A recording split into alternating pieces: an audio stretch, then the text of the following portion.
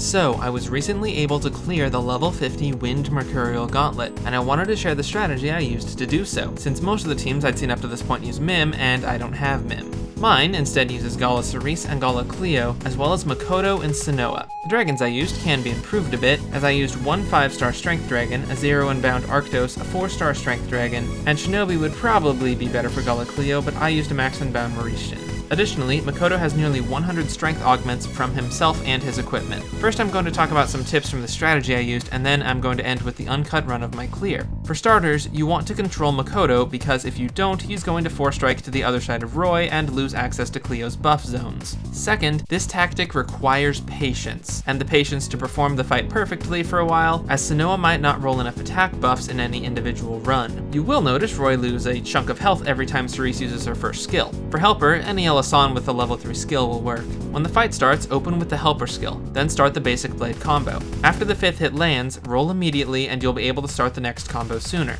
I've also heard 4-strike canceling works for this, but if you don't want to take the time to learn how to do that, rolling works just fine. When you roll away from Roy, because Cleo will drop her buff zone on your controlled unit and you want your AI to be inside it, so stay near them and inside the buff zone. Once your skill's charged the first time, immediately use your skill 1, and then skill 2 should line up to iframe Roy's first attack. From this point on, as long as you use your skill 1 and skill 2 between Roy's attacks, you will have time to charge both and pop off something else, like the blade skill or a helper skill. You should only be taking additional actions between combos. Use the blade or helper skill just after the combo ends, unless you need it to iframe. Once Roy enters overdrive, start charging a 4-strike during the 5th hit and launch it after the combo finishes. You don't need to move or dodge after that, just enter into your next combo. Mikoto has a timed skill shift, in that every time he uses his first skill, he gets stronger, and his skills hit harder until he uses it the 3rd time. Make sure you are completing this cycle, which is relatively easy in the flow of the fights. Use Dragon on the first break. My Arctos was only at about level 20 trust for this run.